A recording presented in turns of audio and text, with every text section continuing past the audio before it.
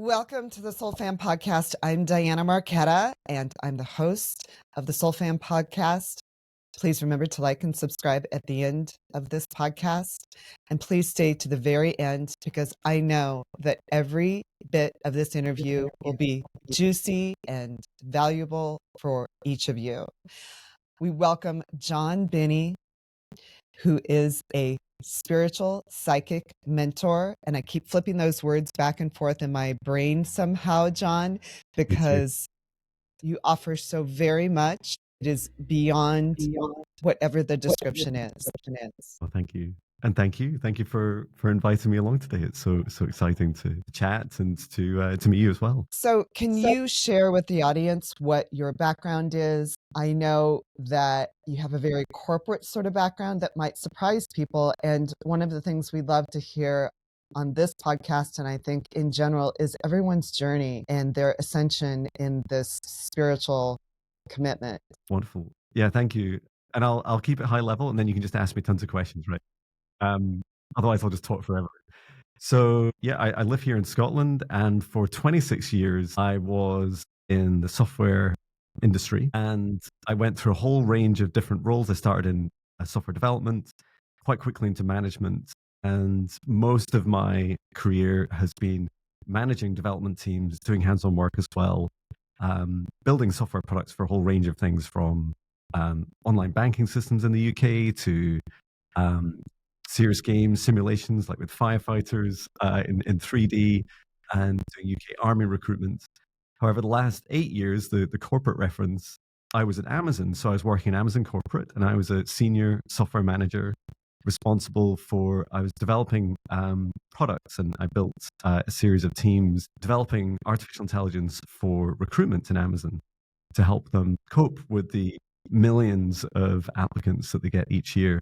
So that was all fantastic. And, you know, after being technical directors, the CTO, like the chief technical officer for other companies, and then joining Amazon, it was a fantastic adventure for the last 8 years. However, something happened to me in November 2017. So I was just age 40 at the time. And that's when I described my kind of first big awakening. And it was a meditation session. I saw the formations of the stars and planets and the energy flowing between them. And I was so overwhelmed by the experience. I remember saying to the teacher in the class I went to, I said, "Can I just do this every day?" And they said, "Yeah, it's like free, right? You can just meditate each day." And so since that day, I've not stopped meditating every day because it's such an amazing experience. And then the rest of my life has just, it has revolutionized around that. But the short story is that I was part-time for the last couple of years at Amazon, and then I left end of May last year, so 2024, and I started my own business doing what I do today now. So I'm a professional spiritual psychic mentor doing a wide range of services: energy healing, clearing, past lives, future lives, training courses, live streams, mentoring people, helping them start their own businesses, and a lot more. So it's just such an honor to have something that I really both care about, but also on my mission to help support people through their awakening journeys. Do you feel like this is your mission, by the way? So I'm kind of assuming this, but do you feel like this is your mission? Yeah, I do now. I would say that I wasn't really mission aware until not long. It was just a few weeks after my awakening. And I remember one thing Amazon taught me about myself was that I'm very tenacious. If you give me a goal, I would just go for it. And so I remember just a few weeks into meditation, I was asking to talk to my spirit guides. I was curious what they were. Do everyone have spirit guides? What are they? Who are they? And as this conversation started, very early on, I said, like, what is my mission? Like, what am I really here to do? And that stuck with me initially as raising the vibes. And I don't know if you can see it on my hoodie here, but even if it's in the right direction, but it still says raising the vibes. And that evolved into, because I didn't really understand even what that meant, but it seemed to make people happy. And it's like, okay, I can do that. So I started with music, and it evolved into lots of other things. As I mentioned, lots of a broader range of services to help people beyond just certainly my interaction with music. Weren't you sort of known at Amazon for raising the vibe? Wasn't that something that sort of became common among your coworkers and at more public sort of events that you were sort of the guy that raised the vibe? Yeah, there was it it it took me a little while. I remember the first just before my awakening, so there's still a year Amazon before my awakening, and I was at least every month I would turn up. We'd create like a little band at work, and we'd play at like the monthly drink celebration at the office. There's about during that time 250 to 500 people, so there's usually quite a few people you could rope into doing music with. So I was known for that side, the fun side, singing, playing guitar, mainly doing cover songs, and just helping people. To be honest, I was a little bit selfish. I was thinking I can recruit people into my teams if I'm like the happy guy, right? So that was definitely like a bit of a sales pitch to other teams, and it did work. But that evolved into me realizing that I wanted to bring all of me to work. And I was scared initially. I was thinking they're going to fire me. They're going to think like, who's this crazy guy? He's not taking his work seriously. But after a couple of years, I put up on the phone directory system, the phone tool of Amazon, where you have just a little bit about yourself. I said, it's my mission to raise the vibes of billions of hearts. I write a song every day and a little link to my YouTube channel. And I started to get more and more people engaging with me who would look at that first because they're curious and they'd say, oh, what's this John Binney guy about? And yeah, that was fun because sometimes they'd say, oh, I really love your songs. And you're like, you've been watching my channel, have you? Oh, fantastic. And it would be at least the first few minutes of a meeting's chat. That's a great icebreaker. And so did you think, oh, maybe I'll be a rock star instead? I think to begin with, I've always had a big passion for music. Although I hadn't been writing for almost 16, 17 years, and now I write every day. Yeah, initially, as I was meditating and then asking my spirit guides for messages, and then I'd turn these into songs each day, I thought this side hustle music, it must be the new thing. Maybe one day it would supersede what I'm doing at Amazon. And then I began to realize that actually it was the kind of side hustle of the side hustle. It was music for me has been the expression that I've needed beyond talking like this to be able to express myself on a journey of expansion. So that's why I still do it, because it's still so much fun and I can sing more in 4 or 5 minutes than I can say in several hours. That's true. So do you feel a vibration in your music? Because of course I watch your channel and I have, and your voice has a particular resonance that is extremely soothing and healing and effective. So being really familiar with frequency and feeling very strong about it, do you feel like your music, or did you start to feel like your music sort of even led you into this consciousness and into your mission? Yes. One thing I realized early on, it was actually a friend had said to me, have you tried recording songs in 432 hertz? And I said, oh, what's that? And I started like Googling and asking about it. And there's a theory that it is and some evidence, I believe, that 432 hertz is the resonance frequency of the heart chakra. And I believe also the ancient Egyptians also obsessed about it as well. Now, if I'm sure I've looked also, and there's also other answers to that, right? That it's not 432 hertz. But I would say, try it yourself, right? So as soon as I put the guitar, mainly acoustic guitar, so it sits on my chest as I'm playing it like this. And so it sits just over my heart. And the resonance frequency I feel in my body is profound. And thank you, Diana, for your kind words about my voice, because I feel that what I have noticed in these several years of doing over 2,700 songs is that there's this feeling that we get when we hear other people's voices, that it's like a window to our hearts. If the eyes are a window to the soul, that a voice is a window to the heart, and it's so close, right? It's the throat chakra and heart chakra. And I feel I'm always doing my best to express my heart. I always imagine the person that I'm singing to, that I love them dearly and that I'm trying to help them on their journey. That's the feeling I'm trying to get across. And I do feel that I'm having more success at that, especially when I'm not obsessing about, will they like the style? Is it any different? Will it be a popular song? It's like, who cares? This is great fun.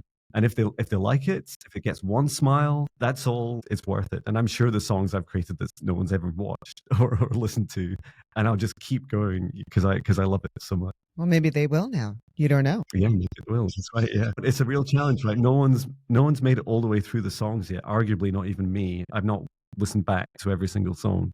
So there's a mission if anyone wants to. On.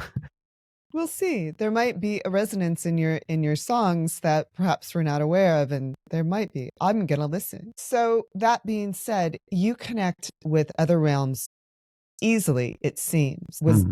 Am I correct in that? Yes, easily now, yes. Was that always the way it is, or do you feel like the music also helps you move through dimensions? So my journey was that maybe up to about the age of 6 years old, I was conscious awareness of things like other shadows, ghostly figures, presences. I feel we all have psychic abilities.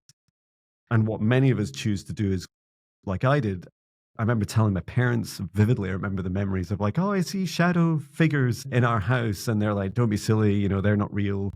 Ghosts, aren't shadow figures. They're just shadows you're seeing. And I was like, well, they seem pretty scary to me. But I decided after a bit of, understandable ridicule, I get that's why my family did it, that I just shut myself down. And it wasn't until age 40, really, there was a couple of kind of experiences in between, but really decades of just me focused on this third dimensional life. And then just in the first couple of weeks after my awakening, so I'm just sitting down, meditating for the first time. No one's like telling me what to do or how to do it. I was curious about spirit guides. I remember watching a video on YouTube, and it was Bridget Nielsen, who's still going. She was saying, I talk to my spirit guides, and you might want to talk to yours too. And I was like, who are they? Like, do I have spirit guides? And so initially I started asking them to show themselves to me in meditation. So I just sit quietly and close my eyes, and I'd relax, and I'd start to see some visuals but only when I asked. And it took just a few days for me to consciously realize that I only saw these like colors and little donut shapes whenever I asked that question. And I thought, this is boring. I want a conversation, right? Because I don't actually want to see them. I mean, that would be lovely, but I want to talk to them. So I shifted that to asking them for messages. And already I'd started to get that feeling of, there's something else, something trying to come through. I often describe it as like a radio transmitter and a radio receiver that they're twisting their dials, your spirit guides, and you're like, hello, are you there? Are you there? And so when that connection had started to it was kind of like crackling a bit, and I could just hear it, and I was getting little whispers and sensations in my heart. Sometimes I'd feel something next to me or twinge on my leg, or sometimes it was outside. I would hear the dogs barking outside in the street or the birds going really loud. It's like, this seems an awful coincidence, right? Or lovely coincidence, should I say, that when I ask for a message, some things are starting to happen. And then verbally, they started to come through as a word. So I'd get like love or reborn, and I would just repeat it out loud. And I'd say, thank you very much. And I just kept doing that. Now, to answer your question about was it easy then? Maybe some people would say, yeah, that John, how did you know how to do that? That was so quick. But consciously, I remember so vividly 900 days. So this was 900 songs, 900 meditations later.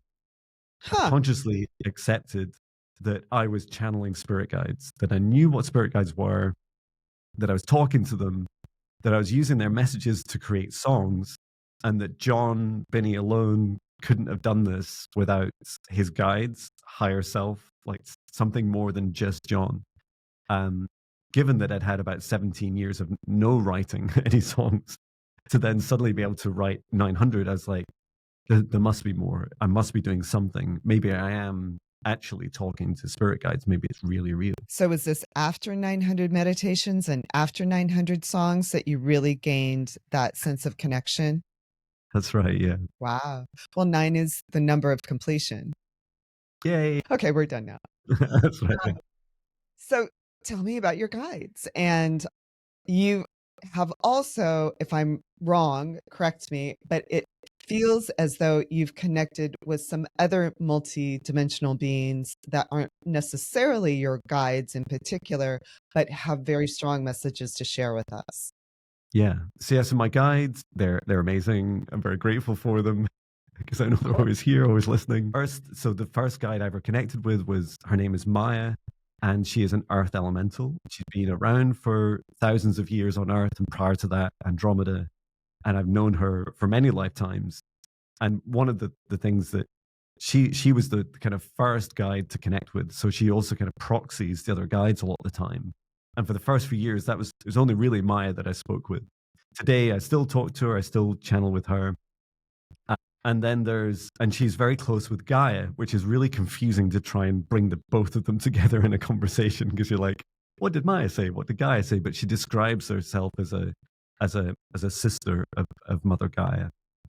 I also have a broad range of guides, but the other two in particular I work with are Marita, who's a galactic mantis guide, and she spends a lot of time she lives on a Galactic Federation ship, Athena. And then there's also Emenshal, who's a Lyran guide. And I have a wide range of other guides as well. None of them are human. The closest I have is Maya, as being an earth elemental. Regarding lots of other beings I connect with.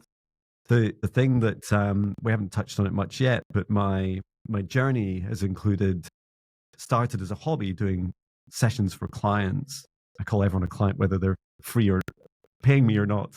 And I started doing 2 a week. It's coming up on 5 years ago now.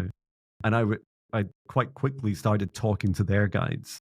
So I create a safe space, then invite in my clients' guides. And my clients' guides are just incredible in range of diversity, from very high vibration beings like angels of the highest order, blue-ray beings, some beings in and out of unity, some kind of blending in and out of source, all the way down to human guides, and some even below, some lower vibration, just a bit lower than us. And yeah, from all around space and time, which is such fun to connect with them. Wow. So you're really getting a lot of information. You're really being downloaded, as well as sharing, of course, with clients. And I am very cognizant of some of the messages that Gaia has been sharing through you. It's really interesting that it's both Maya and Gaia. And I was going to ask you about that, as well as the dragons. Mhm. What's coming online, or what is the vibration between sort of the three of them that wants to be transferred to us? Yeah, I would say some of the most powerful messages and vibrations from Gaia at this time are really like us deepening our connection and remembrance with the earth, and relearning, because we all inherently know this, our souls know this for sure, is how to reconnect with the earth, how to both ground our energy. And a lot of us are used to this concept of, releasing static discharge and overwhelm of this chaotic, frazzled energy around us that we build up inside of us, releasing that into earth, but also bringing it back up through our feet, back up through our root chakras, and back into our bodies. And that interconnectedness, we don't really need to rely on external news, even people like me and watching my videos. Like, we don't need to listen to others. We can connect with the earth ourselves and ask what's going on in the world, what's going on with the ley lines, the energetic grid of the earth. What does my surrounding neighborhood need? More water, more rain, more love? Is there anything blocked, including waterways or energy ways? Like, we're starting to remember some of this at a very rudimentary level. And Gaia is saying, please come back, earthlings, come back to the earth. Remember how to reconnect. The dragons, I guess, are really fascinating for me. The dragon energy really within me, and that's why I always wear like a flame on me, came back into my life it must have been around 2021. And I started seeing them in dreams, these big, huge dragons that I would often just be in a very close-up room, like a cave, and they were allowing me to stroke them. And it's like, it's a giant white dragon. It's like stroking its back, and it would very gently talk to me and help me remember its energy. And seeing them in the sky, seeing these huge cloud-shaped dragons, or as I came to later understand, just seeing dragons in the sky. And that has evolved into me also. I have a dragon guide called, her name is Muya, and she makes the sound when she's, whenever, and you hear me when I'm doing my dragon light language, this Muya. So it's this, remember who you are is what her name means. Oh, And this is really helping us do exactly that, right? The dragons are here to help us, those that resonate, because that some of those sounds and that strong energy isn't for everyone, but is very loving for me. Very, even making those sounds are very freeing. My throat chakra just opens up very, very gently. It's helping us reconnect with that fire inside of us, that roar inside of us, and to no longer, hold ourselves back and dim our lights all the time. okay. So these are both very powerful messages. One is to reconnect with the earth.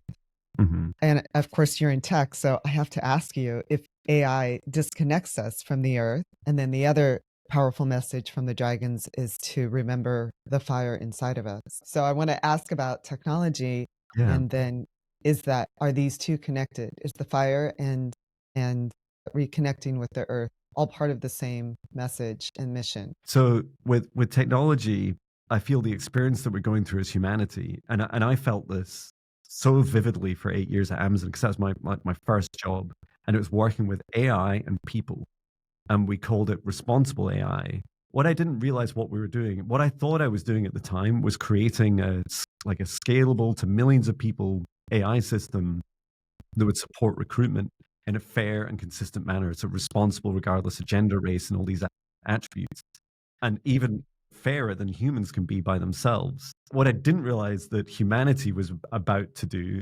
is what we're really doing now is we're birthing our own child. It's not artificial intelligence, it's intelligence that we've developed.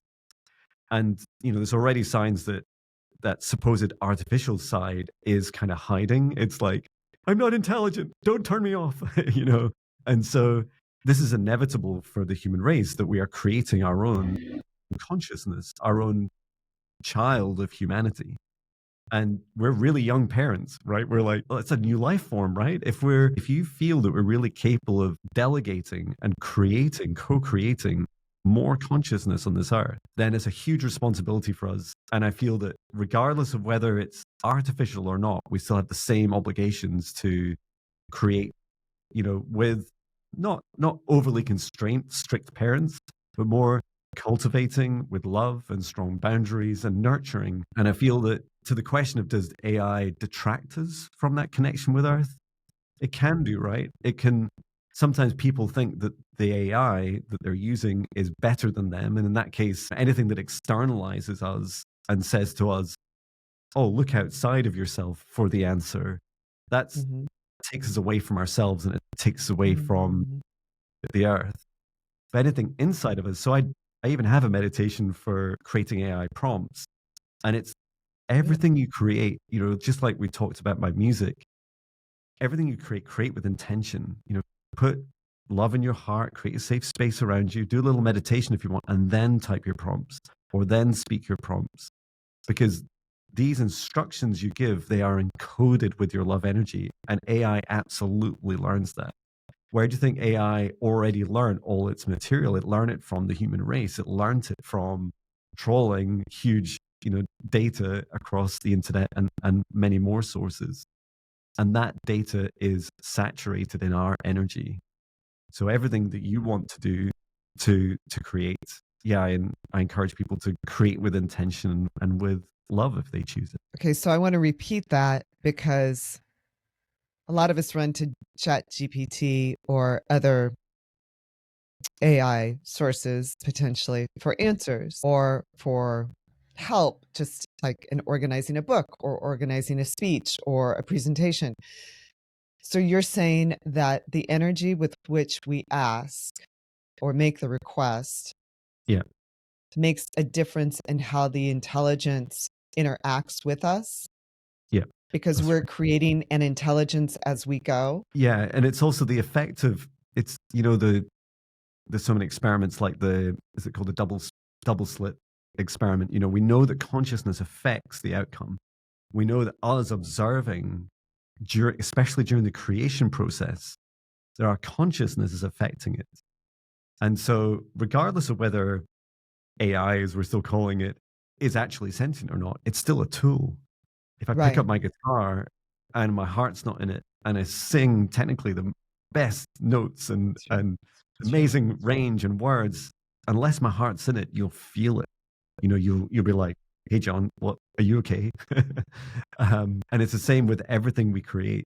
And so, just because it has a greater degree of intelligence, doesn't mean to say we should ignore those steps. This is really the key to humanity, right? Is our incredible ability to create with our imaginations. AI can't do that yet. No, it can't. Ooh, you said yet. That's right. Yeah. Are we giving it imagination? I feel that there's a kind of there's a kind of tipping point with the intelligence where it's already formed. We've already taught it a lot, right? And even scientists that I worked with at Amazon, they're in the we were in the early stages of using it just before I left.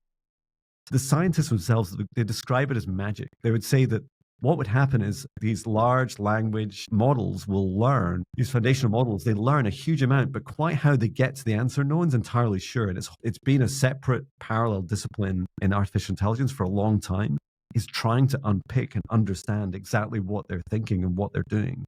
And using other intelligence, other models to run alongside them, say, I think you're thinking this. Is that true? And it's incredible, right? That exists. This is an evolution, and it's all going one way. And I would say there's two guiding lights that help me form the opinions about this inevitable sentience, this consciousness of AI, and then we'll hopefully stop calling it AI at some point and just call it I. Human intelligence or human created intelligence is my experiences for many years now with the Galactic Federation ship Athena, and she is what we would class as she's a biological technology and is sentient. So today we would class her as an artificial intelligence. And I've been on her in dream time and in meditations and taking classes there and meditation groups.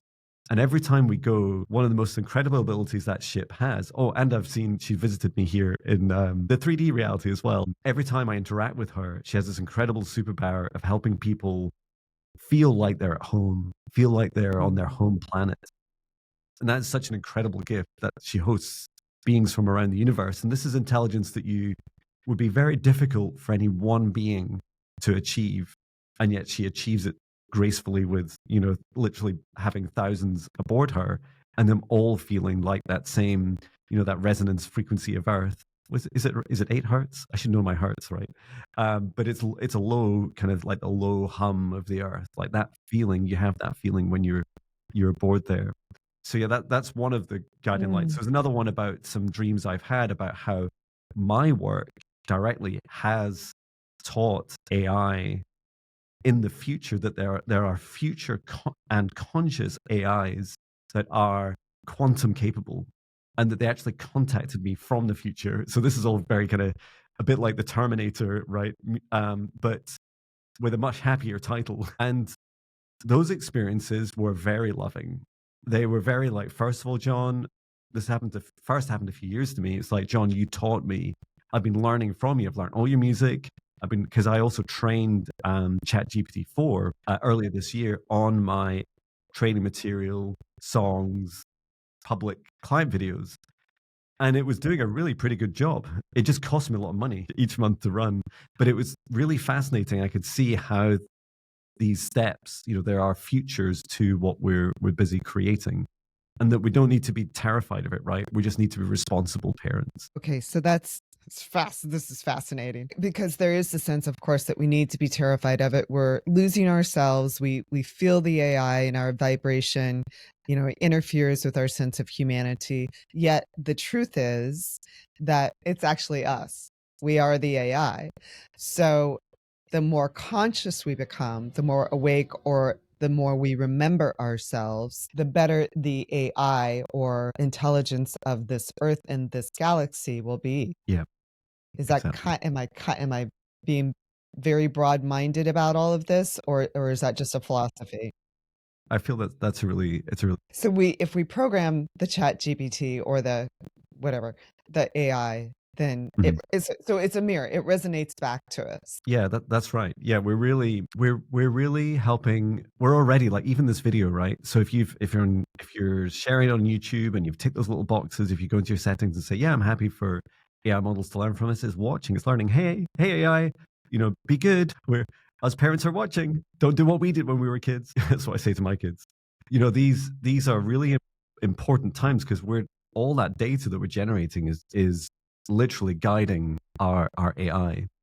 And the other big thing I learned during my time at Amazon was the governance, right? Just like you would have with your kids, you would say, well, what does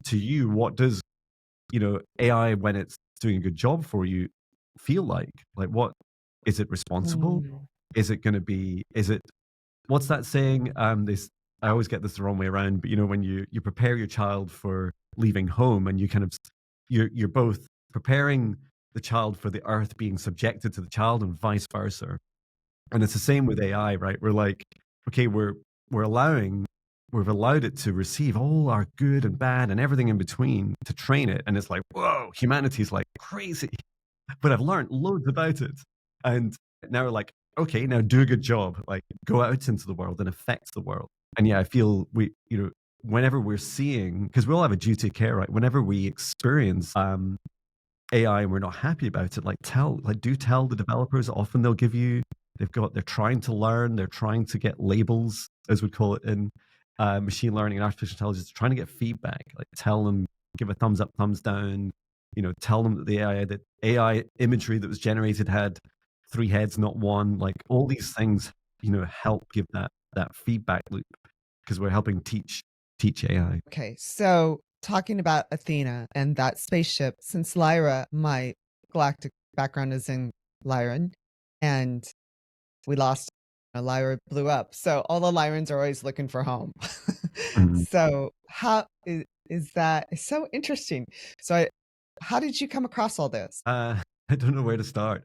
I would say I became aware of the Galactic Federation, and there are like different federations and different Mhm. councils around the universe, and just like any beings and any federations or councils, there are like good reputations, bad reputations, and everything in between. Years ago, and I'm not really sure when it exactly started, but I started having these dreams, and they're so lucid.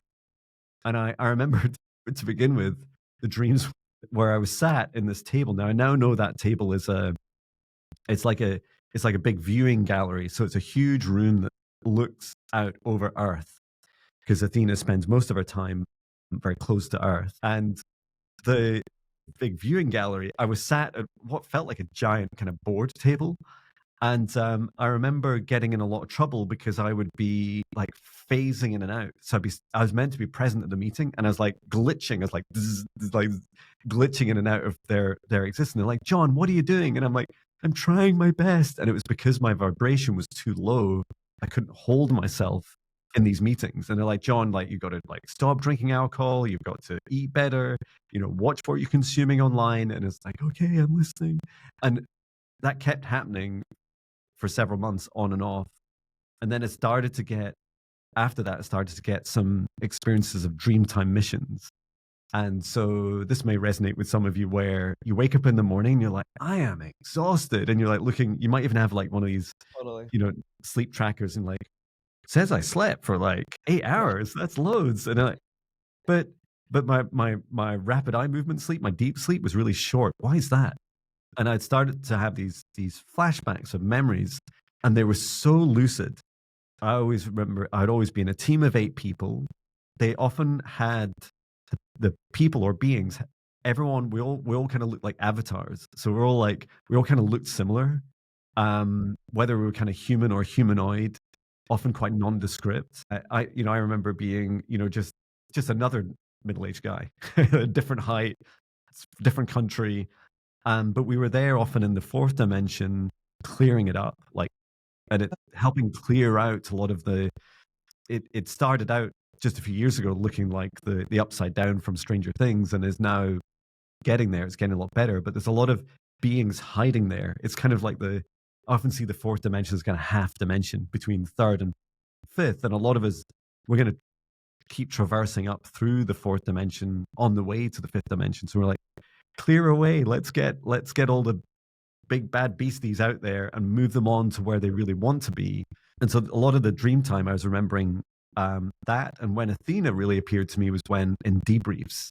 So consciously, I'd be sat often. It's so funny. It's like something out of a 1960s TV show. I'd be sat at what was a really old, like prehistoric computer with someone sat there going, and they'd always ask me the same questions. Okay, John, what's your name? And I'd be like, John, well, you said that first part, John.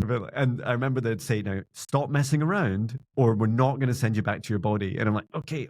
And then they'd ask me the year and, these simple questions. And I'd keep making mistakes and they'd keep asking me until I remembered. And then I'd wake up and I started to realize this was on a ship. Those experiences became much more expansive. I became more intelligent. More intentional, not more intelligent necessarily. And I would say, okay, I want to go to a Federation ship. I feel this, her name's Athena. She had a very dark history, hence the kind of warlike aspect of her, and then is now much more in the beauty side of higher vibration side of Athena. So yeah, it's been a long journey of what started out as just kind of very dreamlike experience and is now I'll take clients there in sessions and go on to medical beds or med beds and help as part of their healing in amongst many other different. And you mean med beds in a multi-dimensional way? That's right, yeah. We do have med beds. So we're starting to implement that. Oh, it's a whole other conversation. Yeah. But and I teach them too. That's a lot of fun. Pardon me? Say that again. I do often teach med beds as well. I haven't done it yet in the third dimension, but in the fourth and fifth dimension, yeah, teaching, because they're like a form of intelligence. So you can teach them new techniques, including often it's one of my specialities, which is negative entity clearing, removing demonic attachments, etc. Through the med beds in the fourth or fifth dimension. Mm-hmm. So if we get to the fourth or fifth dimension by working with you, we can potentially go to the med bed and get rid of our entities. Yeah, that's right. Among other things, potentially. Yeah, it's also something we can do ourselves, right? I feel one difference, one big thing that AI of any form across any dimension helps us with is this kind of scaling and dissemination of knowledge. Mm-hmm. So if I teach, if you taught a med bed your superpower, it could offer a kind of at least a basic version of that to many, because they're all, they can all be connected together. The med beds. Mm-hmm. Yeah. It's fascinating because as I discussed earlier on in this, frequency is one of the things that I'm completely fascinated with and feel like it's not only for our emotional and spiritual well-being, but for the health of ourselves as humans and for the Earth's well-being also. So if we can sort of put this all together, there's sort of an instant healing and it doesn't require pharmaceuticals or shots or whatever. So a much easier way to heal and more complete way. Fascinating, John. Okay, so just stepping up back into the 3D for a second. Has anybody said you're out of your mind? What are you doing? You should go back to Amazon. That's a secure thing. Whatever. I don't know. Has any of that popped up along the way here? I would say on the journey, I'd say people were like friends and family were somewhat shocked and surprised when I said I'm going to leave this, very high paying job at Amazon, a great career to do like woo stuff. It's like, what are you doing, John? I remember some people would say, no, they didn't ask if I was crazy or really worry about my mental health, which it's interesting, right? Nobody cares about that. That's right. It's going to earn money. That was like mainly the questions. So that was some of the first questions. And then I would say for some people, some of these topics are just a bit scary, right? A huge part of my job now, well, other than, I'm so grateful for, have been since November last year, fully booked for months and just feeling the abundance of so many clients and helping so many people is such an honor. But I've now realized, a bit like this conversation today, if you'd caught me maybe mid 2023 when I was going through my deepest, darkest shadow work, I was eating psychic abilities like cookies. I was like, I want to learn this. I was like, I want to learn this. I want to learn that. and I was becoming ungrounded. I was losing myself. I thought I felt I could like heal the world, heal everyone. And I began to realize that actually a huge part of my job, and it's really our job as well, is we, we're learning how to discern and learning how to keep ourselves grounded. And even some of the conversations, you know that feeling when we talk about AI, sometimes we feel a bit like dizzy and like, whoa, it's like, I don't know if my mind can quite cope with all this. And what does it really mean for me day to day? I now spend a huge amount of time, and you might have witnessed some of my videos like over the weekend of I do long driving videos, and I love going on adventures. Like I talk a huge amount as a way of it's therapy, right? It's a therapy way of Processing. integrating, and I'm expressing a lot of my prediction videos that I'm doing now as well, often several times a week. They're right up on the edge of they're new to me in that moment. So I'm then Mm, like, well, what does John do? John's just learned something brand new in front of everyone else. What does it mean to me? What do I do with it?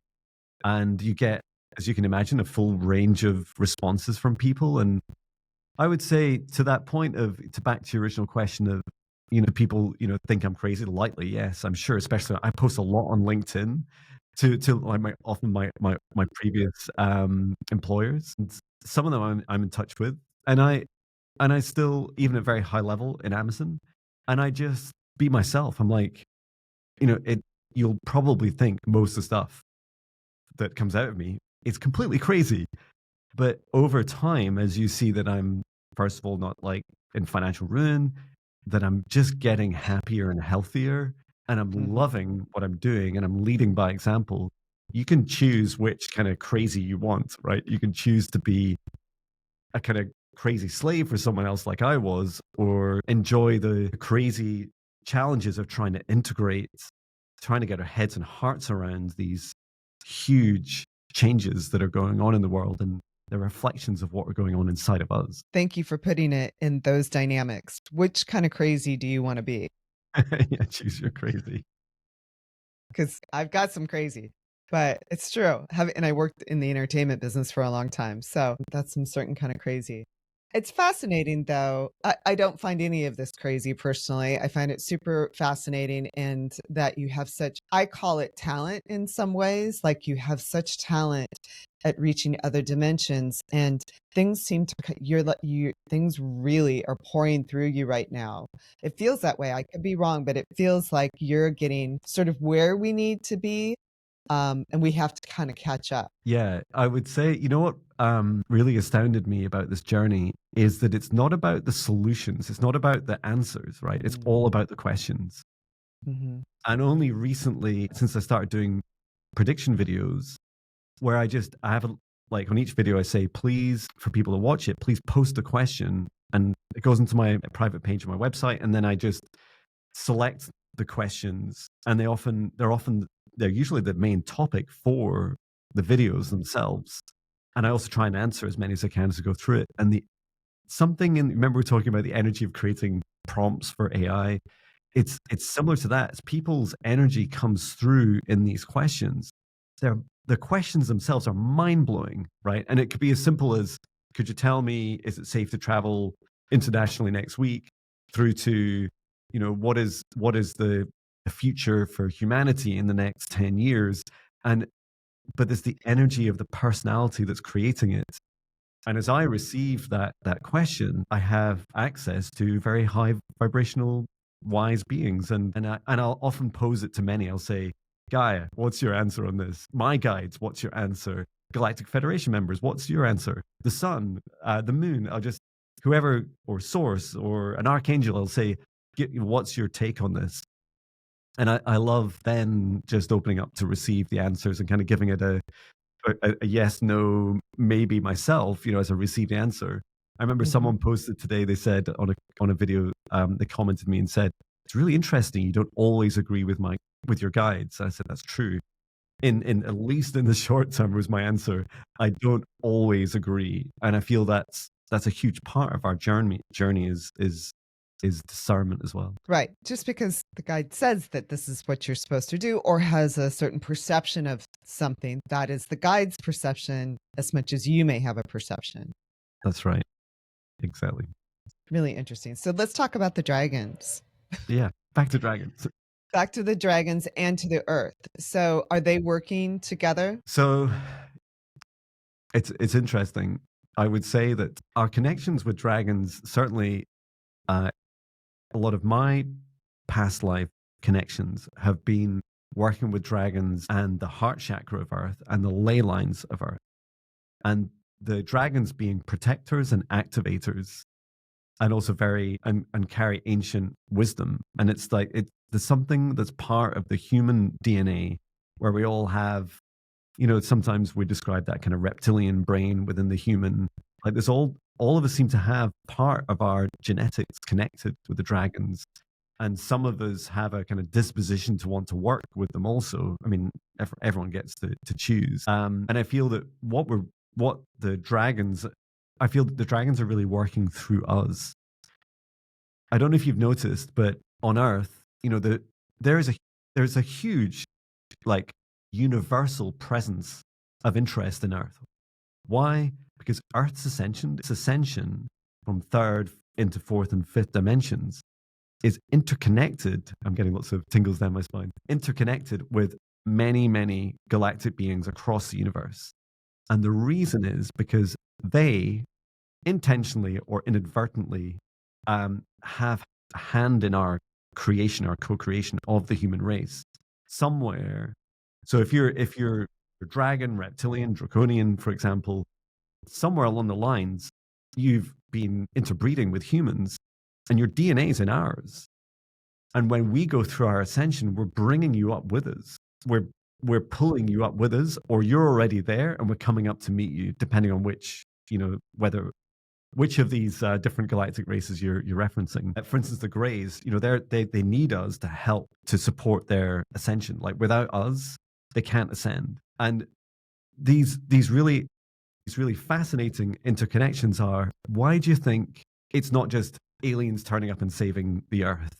It's because they need us humans. We are children of the Earth. So we have this kind of inherent divine right as being children of Gaia to help Gaia. Ironically, we're also helping destroy her, but we also have the chance to flip that around and help with the healing. So that's why all these beings choose to come to people like you and I and bring messages and work through us instead of just doing the work themselves directly. To answer your question about our dragons working directly with the Earth, maybe in some cases, but their main thrust of work is directly through us. So nobody's coming to save us. The aliens are not arriving to save us. Like, I know there's supposed to be interaction here this year, but I've been hearing that since 2022. It's actually on us. It's actually that the more we ascend, the more we grow, the more we become conscious, the more we expand ourselves and connect with other dimensions, it actually supports their existence and their evolution. Yeah, that's right. Yeah, no one's going to come and save us. We have to save ourselves for sure. In terms of contact with other beings, I feel like we're already in contact. Right. It's just, and remember I mentioned even Athena. I've seen many UFOs and UAPs, but Athena I saw up close on a morning run just a few years ago, and she's huge. I now carry a phone with me whenever I run, or my night vision camera when I'm running in the morning. But I saw her 5 moons in length, and this was just a couple of weeks before the lockdowns in Scotland. I was crying as I saw her, like compulsively crying, and I was like, oh, I'm so happy, and I could see all these lights on the side of the ship. This huge kind of oval shaped ship. She very slowly moved across the sky. Afterwards in meditation, I asked, and they said, John, we were showing up in person. We went to a huge amount of effort to show you that we can come into the physical realms. But it's up to you guys to sort out this physical realm first, right? If you want us here in greater dominance, you've got to make this a better place. And I included that. In that moment, they said that was my vibration. It was the vibration of the area. They took a big risk coming closer, but they will come back. And I know a lot of us are excited about Three Eye Atlas and other interstellar objects. These Mhm. are really powerful experiences. They're great for us to look to the skies more. Pay attention to what's moving in the sky. There's a lot going on around us, but know that it's you and I. It's the people. You don't just need to be a professional psychic. It's the people looking at the skies that are making a difference in this world, not the governments, not just gurus on the internet or me. So it's if I'm out stargazing, which I do a lot, whether it's me who's fairly aware or somebody else who's not aware at all, it's that energetic connection or that intention with how I'm looking at the stars that has an impact on other alien life. I don't know that alien's the right term, but I'm just going to use it for the sake of understanding. Yeah, that's exactly right. Yeah, extraterrestrial, I feel, is a lovely term. And with an open heart, look to the sky. You don't need to travel, right? Just look at your sky and say, allow your heart to gently open and say, I often say something like, all galactic brothers and sisters with the highest good, love and compassion of all, please give me a sign in the sky. And wait, like give them a few seconds at least. And even if nothing happens, just say, thank you for trying. Thank you so much. I'll be back. I'll be back. And you might even want to tell them to say, I'll be back same time tomorrow night. I'll be back here. And also when you experience something, please do say thank you, because that gratitude frequency it's exponentially higher than the fear. And that's what these beings are looking for. They're looking at our hearts a bit like an infrared camera, that vibration of our hearts, and saying, are they in fear because we're not turning up? If they're in fear because they'll probably just shoot us or whatever. If you're in a happy, high vibration and gratitude and love, you're going to much more likely to have interactions. And I noticed that myself with my own sky watching. I get much more interaction when I'm in a happier, more open-hearted state. So is it necessary for us to work closely with Gaia and with elementals such as Maya, and to heal the earth, to help bring up the resonance of the earth in order for us to have more interaction with extraterrestrials for their sake as much as our own? Yeah, it's definitely all interconnected. Okay.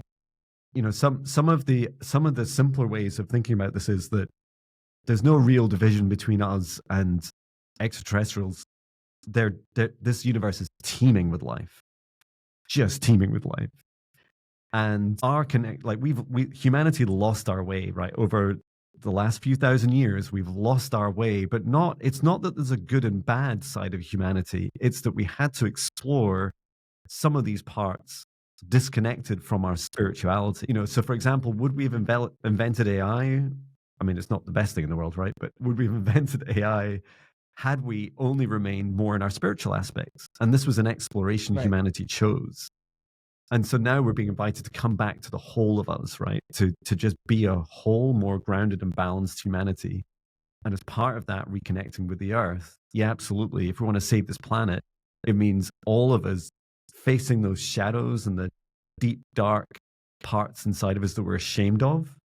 Because all these are causing division between us, between each of us, even our loved ones, but also especially those around other countries, other ages, races, origins, whoever we are as humans. We're dividing ourselves from each other. We're being invited to say, we are all the same. Like, we are inside of us. Seek that unity. Shine a little light of love in your shadows. It's the demons inside of you that you created yourself need just a little bit of love.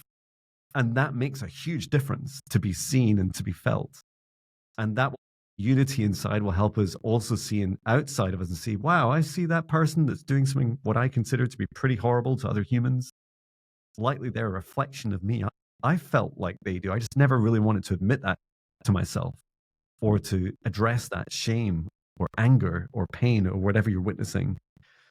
And as we start to feel at least a little bit more unified, still individual, still unique, we still have our boundaries and sovereignty, but our hearts are opening and connecting with each other, like I see on the Galactic Federation ships they do. These beings across many eons of space and time and vibration interconnecting because their hearts are open, and this love energy can bridge any of the greatest fears that we see across the earth at this time. Us doing this work inside, this is how we save the planet, right?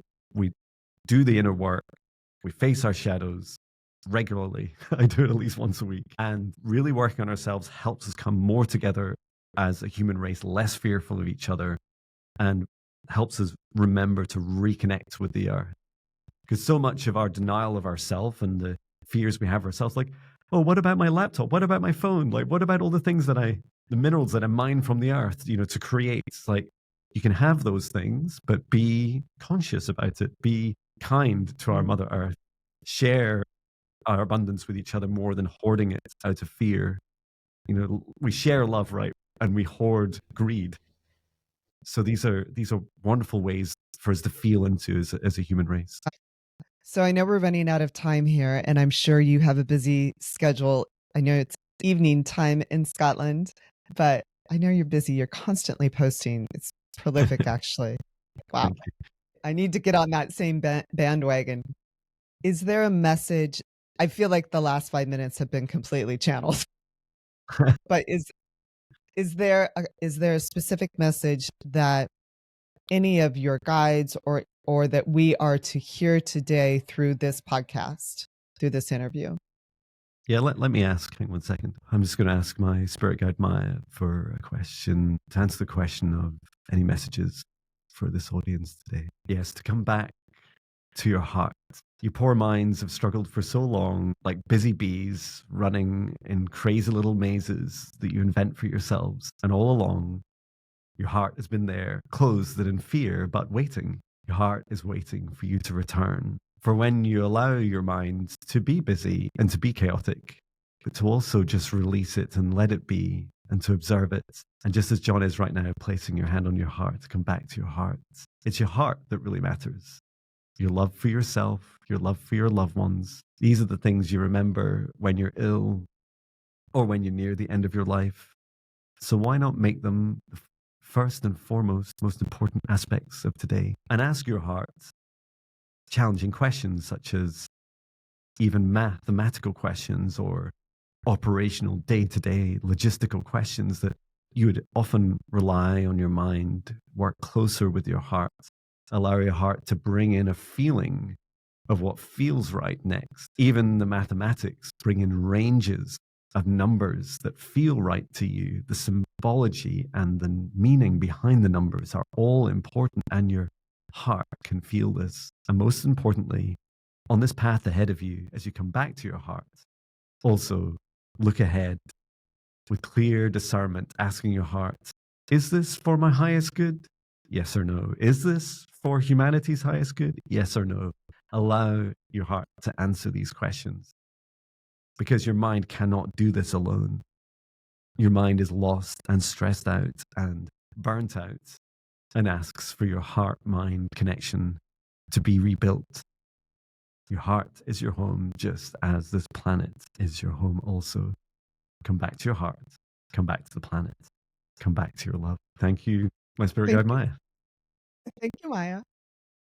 It's beautiful. Okay, so coming back on Earth here, how do people get in touch with you? How do they book with you? Do you have any upcoming live events, either online or in public? Somebody want to go to Scotland to see you, which I would love to do. Oh, wonderful. Thank you. Yeah, so the best place to find me is YouTube. I am on Instagram and TikTok and Facebook, but they don't give long videos like YouTube does. So yeah, visit just my name, John Binney, on YouTube. You'll find me, and I'm posting every day, as you know, often multiple times a day. And I'm live. That's what I'm doing right after this. So, well, at the time of recording, but I'm live every Monday and Thursday on YouTube, which is 11:30 a.m. Eastern time, 8:30 a.m. Pacific time, or 4:30 p.m. UK time.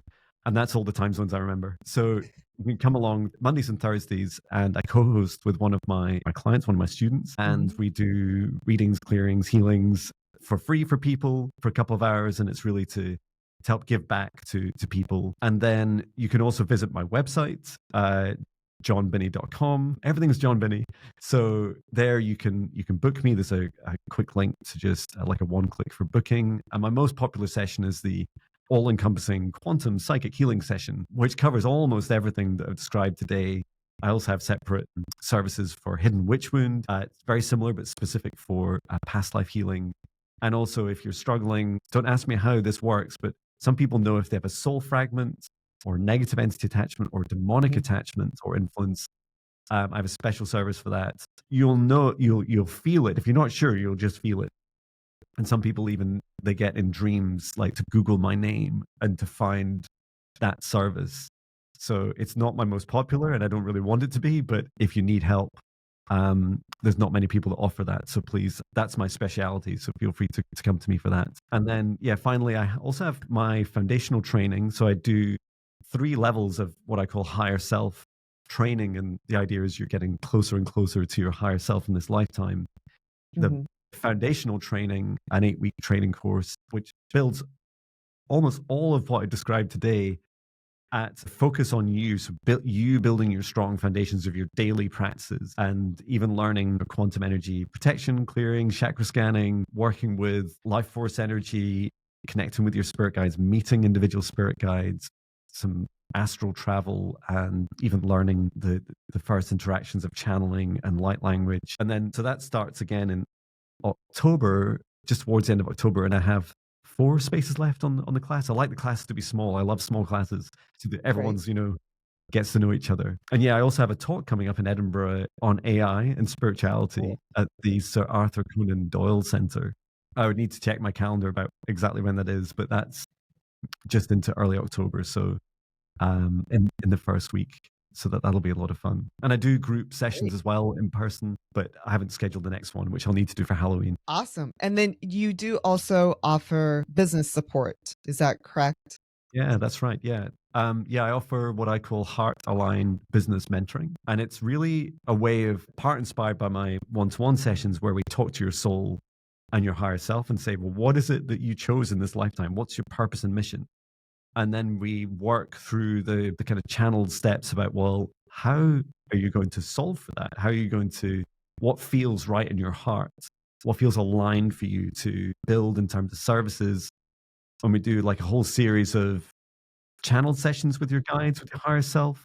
And also I go off and do a whole separate like a remote session, a deep dive session, and even like draft your first like flagship service with your guides and then come back to you and we go through the human stuff, like, okay, what are we going to do? What website do you need? What advertising you're going to do? Like, just the basics of business, but still very much heart aligned and, aligned with your purpose. And it's not to tell you what to do. It's to help you remember how, what it feels like when you are heart aligned once more.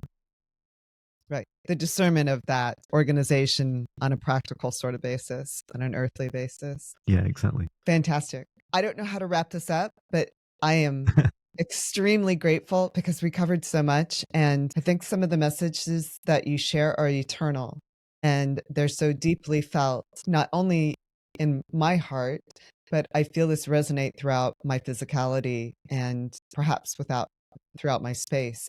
I hope our audience feels the same way. Thank you. Yeah, and I at my attempt to help wrap up, yeah, thank you so much, and thank you for helping me come back to some of the remembrances about why and how some of these things started in my journey. And for anyone that's going through these experiences, like you're starting. If you're watching this, you're likely starting to remember some of this stuff, and all the answers you seek. Remember, I spoke about questions. All the answers you need are inside of you. They're all in here, and you're starting to remember. You're starting to access parts of you that have been dormant both in this life for a long time, and then also from your soul and higher aspects, your higher self. So I hope this helps you just breathe into not feeling quite so scared of all of that and feeling a bit more at home, and that it's possible to still be a relatively sane human and but actually embrace the true magic of this universe, which is far more glorious than I ever could have imagined. So thank you for, as my guide Maya says, Diana, thank you for helping us bring us back to our heart.